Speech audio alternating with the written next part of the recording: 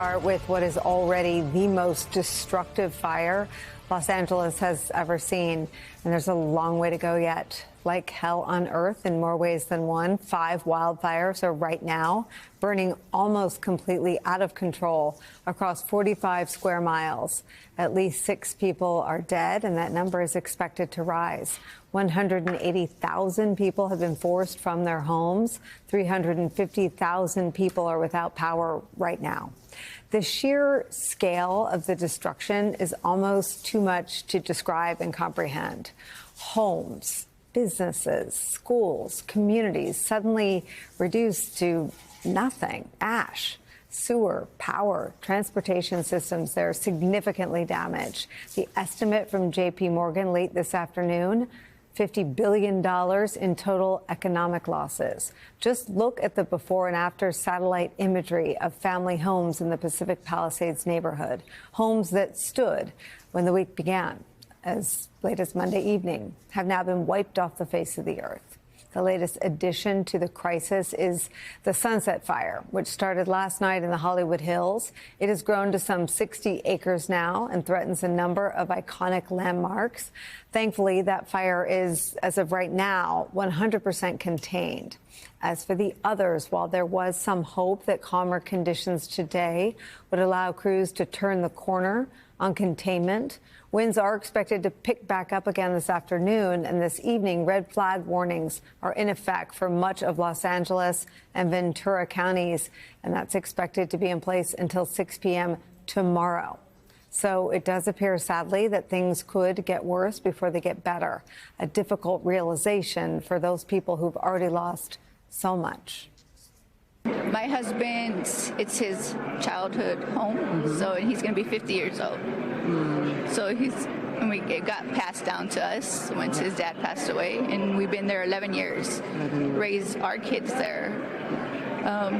It's just so shocked how it happened. What are some of the items you were able to take with you?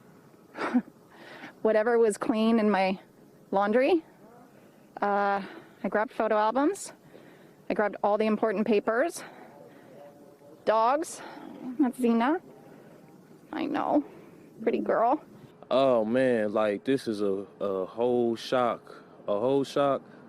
I've never seen nothing like this before, like, from the smell to even how the sun is red. It's the worst thing I've seen. Looked like a bomb just went off over here. Like, that's the only way I could describe it. Any moment now, President Joe Biden will speak about the wildfires. We'll bring you his remarks live as soon as they get underway. It's where we start again today, picking up our breaking news coverage with NBC News correspondent Steve Patterson on the ground in Pacific Palisades, California. Steve, just tell us what you're seeing and hearing today from the folks you're talking to. It's utter devastation here, Nicole, and apologies. Communications, as you might imagine, are rough or limited with everything that's going on behind me. I mean, look at this. This is, maybe we speculate this was a 3-story home. Now it's just steel pillars.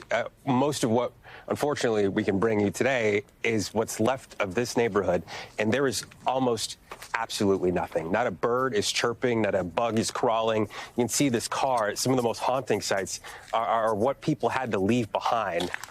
Pick up everything and go. The aluminum melted to the ground because of how hot this was. We've seen a few fire safes, not sure if anything survived in there. And it's really heartbreaking to see the mementos that people unfortunately had to leave behind. This entire neighborhood blackened. Again, not a house that we've seen in this neighborhood is standing. Save for one house that's just around the corner, somehow avoided being burned down.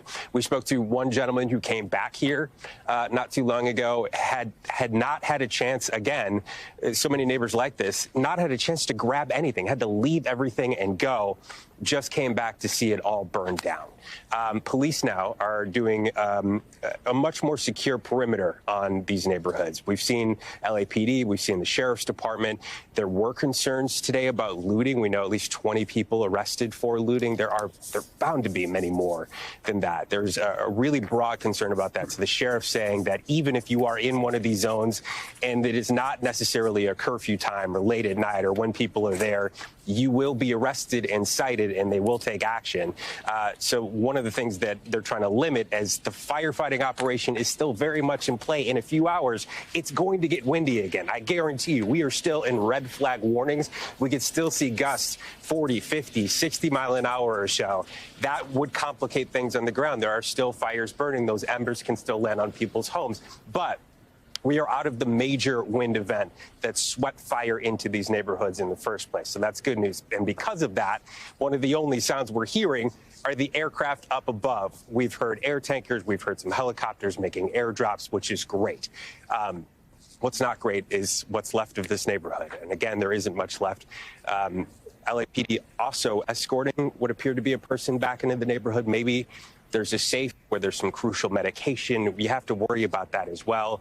They're doing the best they can to accommodate neighbors and residents who've lost everything, but there isn't much to come back to. And when that major firefighting operation ends, I think a lot of people are going to realize that, and it's going to be very heartbreaking for a lot of folks.